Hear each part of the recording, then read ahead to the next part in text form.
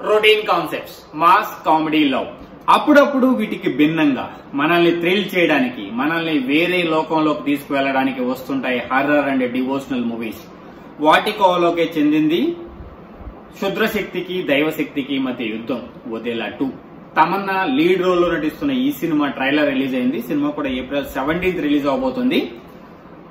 ఈ cinema trailer గురించి మనం మాట్లాడుకునే ముందు ఇంకొక సినిమా గురించి మాట్లాడుకోవాలి. అదే Vadela railway station. Vadela railway station సీక్వెలే వదేలా 2.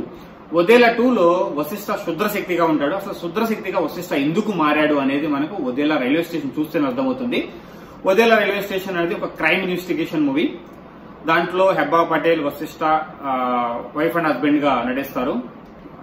వదేలా అనే ఊర్లో అమ్మాయిలు, పెళ్లైన అమ్మాయిలు ఫస్ట్ నైట్ ఆపంలో చనిపోతుంటారు. ఎవరు చంపారని తెలుసుకోవడానికి ఒక ఐపీఎస్ ఆఫీసర్ అక్కడ ఇన్వెస్టిగేషన్ కి వస్తాడు. సో ఫైండ్ అవుట్ చేసే ఆ టైంలో హెబ్బా పటేల్ ఐడెంటిఫై చేస్తుంది తన భర్తే అమ్మాయిని చంపుతున్నాడని. సో దాని గురించి పోలీస్ స్టేషన్ లో చెప్పాలనుకునే సిచ్యువేషన్ లో ఆ ఐపీఎస్ ఆఫీసర్ యొక్క భార్యను ఎత్తుకెళ్లిపోతాడు. ఆ టైంలో హెబ్బా పటేల్ వశిష్ఠతో ఫైట్ చేసి వశిష్ఠని చంపేసి తల నరికేసి పోలీస్ స్టేషన్ తీసుకొస్తుంది. అది ఆ సినిమాలో ఒక గూస్ బంప్ మూమెంట్ అనమాట. ఇలా పోలీస్ స్టేషన్ తలబట్టుకొని ఒక బురదంతా ఇలా బురదలో ఉంటది అనమాట. హెబ్బా పటేల్ ఇలా తల నరికేసి తలను పట్టుకొని పోలీస్ స్టేషన్కి వస్తుంది. అదొక గూస్ బంప్ మూమెంట్ అనమాట. సినిమా ఓవరాల్ అంటే వదేలా రైల్వే స్టేషన్ అనేది ఫస్ట్ మంచిగా స్టార్ట్ అయిన సినిమా నడిచే కొద్దీ మనకి అర్థమైపోతుంది అంటే ఏం జరుగుతుంది అనేది. ఒక క్రైమ్ ఇన్వెస్టిగేషన్ మూవీ అయినా కానీ మనకి అంత థ్రిల్ మూమెంట్ ఉండదు. కానీ ఊహించిన దానికంటే బాగానే ఆడింది. ఎందుకంటే ఆ టైంలో ఈ టైప్ ఆఫ్ కాన్సెప్ట్స్ అప్పుడప్పుడు వస్తుంటాయి కాబట్టి కొంచెం థ్రిల్లింగ్ ఎలిమెంట్ ఉంది కాబట్టి చాలా బాగా ఆడింది. సో దాన్ని సీక్వెల్ గా తీసుకొని చనిపోయిన వశిష్ఠ దెయ్యంగా శుద్రశక్తిగా మారి జనాల్ని పీడిస్తున్నప్పుడు వదేలా ఊరిలోకి దైవశక్తిని రిప్రజెంట్ చేస్తూ తమన్నా వస్తుంది. అక్కడే వదేలా 2 స్టార్ట్ అవుతుంది అనమాట. దైవశక్తికి శుద్రశక్తికి జరిగిన యుద్ధమే ఈ సినిమా మెయిన్ కాన్సెప్ట్.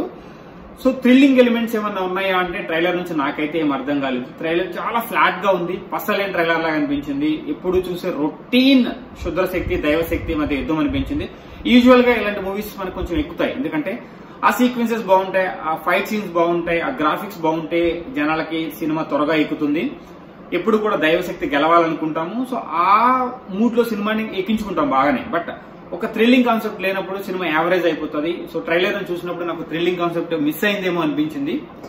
సో సినిమాకి వెళ్తే గానీ మనకు అర్థం కాదు సినిమా ఎలా ఉంటుంది అనేది. బట్ ఓవరాల్ సినిమా అనేది సీక్వెల్ అనేది కంటిన్యూషన్ బాగానే పిక్ చేశాడు అనిపించింది. ఎందుకంటే ఆ చనిపోయిన వశిష్ఠ క్యారెక్టర్ ని ఒక శుద్రశక్తిగా మార్చి వదేలా ఊరిని పీడించేలాగా, తర్వాత ఒక దైవశక్తి ఎంటర్ అయ్యి దైవశక్తిని కూడా ఎదిరిస్తుంటే వాళ్ళిద్దరి మధ్య ఫైట్ ఎలా జరిగింది, ఎవరు గెలిచారు అనేది మెయిన్ కాన్సెప్ట్ గా కొంచెం గూస్ బంప్ మూమెంట్స్ పెడుతూ సినిమాని బిల్డ్ చేసినట్టు అనిపించింది. చూద్దాము సినిమా అనేది ఎలా ఉండబోతుంది అనేది మనం థియేటర్ లో చూడాలి. యాజ్ ఆఫ్ నౌ నాకు ట్రైలర్ నుంచి థ్రిల్లింగ్ ఎలిమెంట్స్ ఏం కనిపించలేదు. ఫ్లాట్ ట్రైలర్ అండ్ పసలైన ట్రైలర్ అనిపించింది.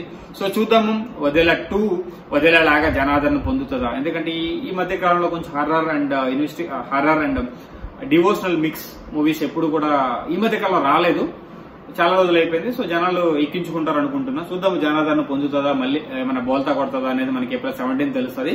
సో మళ్ళీ సినిమా రివ్యూతో మీ ముందుకు వస్తాను. ప్రస్తుతానికైతే జై హింద్, సినీ సైనింగ్ ఆఫ్. Thank you.